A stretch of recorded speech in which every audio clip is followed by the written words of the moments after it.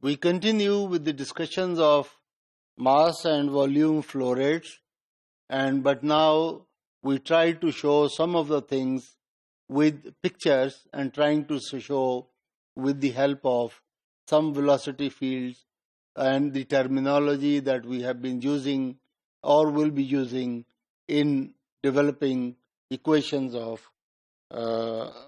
mathematical equations of motion.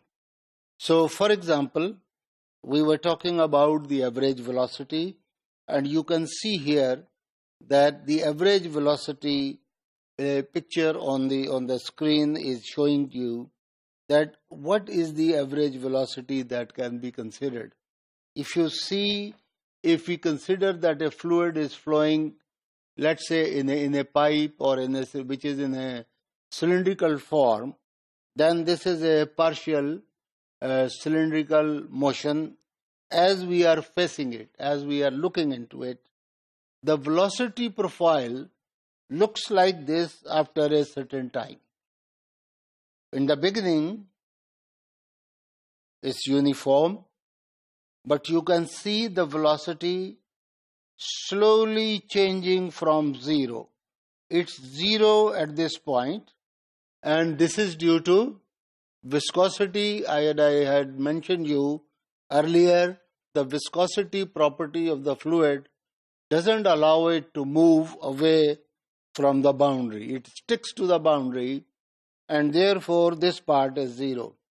But as slowly the fluid moves away from this boundary, the effect of viscosity reduces.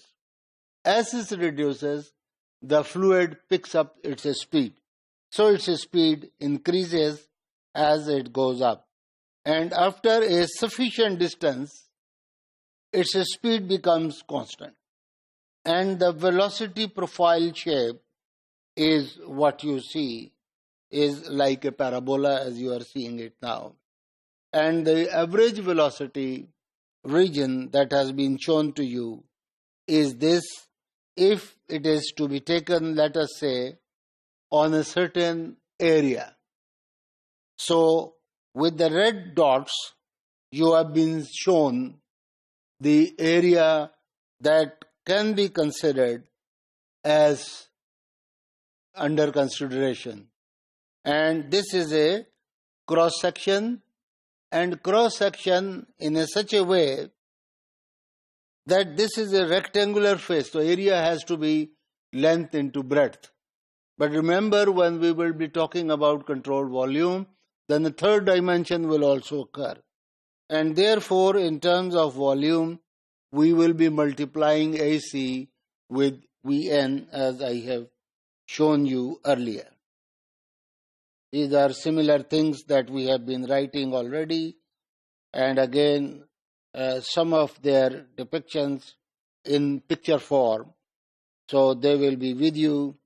And when we want to develop the equation of conservation of mass principle, and we are considering the mathematical terms, then with this picture we have to try to show that what is a term referring to real form or real fluid flow situation.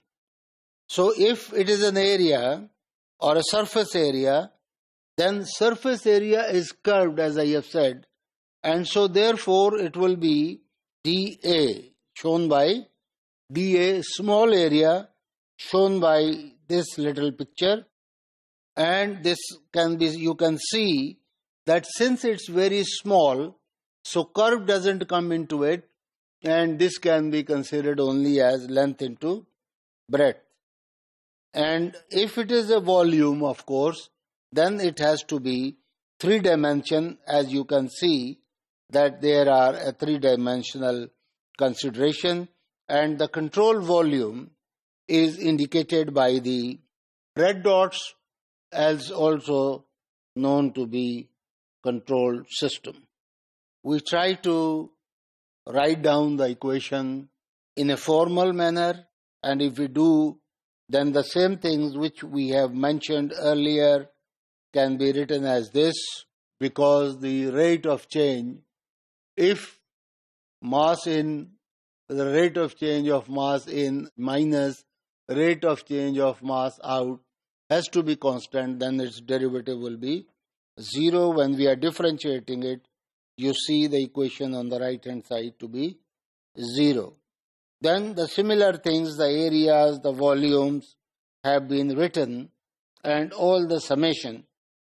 This is a summation of all the fluid flowing in, the fluid going out, and so on.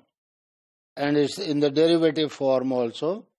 We are showing the same thing, and this is depicted in the picture as well, and showing the calculation.